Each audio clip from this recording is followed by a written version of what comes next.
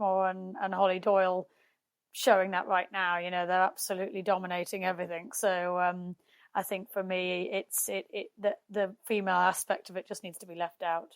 Well, I think I will make sure that's the last time that I ask a woman jockey, trainer, or anybody in racing that type of question. I have to say, my co-host Phil Boyle, we talked about this beforehand, and we had a bit of a discussion about it. But I did want to get your take on that, and you've answered it very clearly and very succinctly. Thank you. Look, thank you so much for your time, Amy. I appreciate the life of a trainer is incredibly busy. We talked about communication with owners. It's not just training horses now. There's so much to the job. So I appreciate time is very precious, and thank you very much. But before you go, something we like to ask all of our guests, what 3 things would you like to see change in racing during the coming year?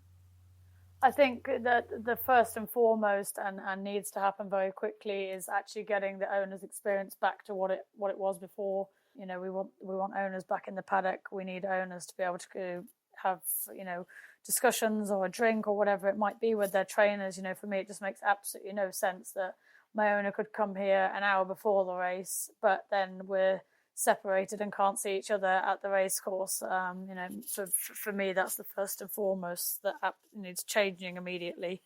I think secondly, obviously, the other big issue in England is prize money. We need an injection of prize money to keep people in ownership and keep people in this country in ownership, not you know, going to France or wherever they can make, you know, things much better and pay. So I think that's the second thing, and then maybe probably on a more personal level, you know, upping the quality of horses within the yard.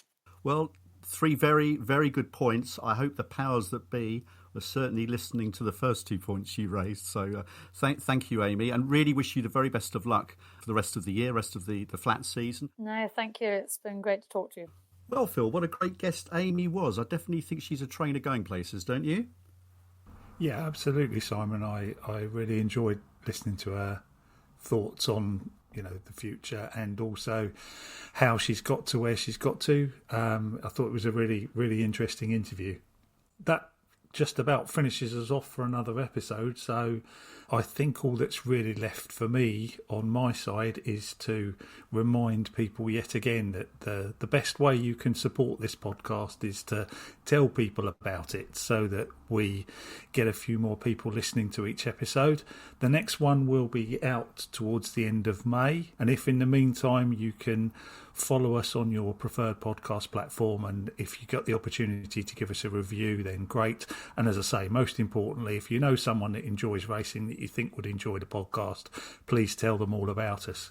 Well, that just leaves me to thank co-host Phil Boyle, special guest Amy Murphy, the RSA for sponsoring Inside the Rails, producer Callum Ronan from Callum Ronan Creative, and you, the listeners.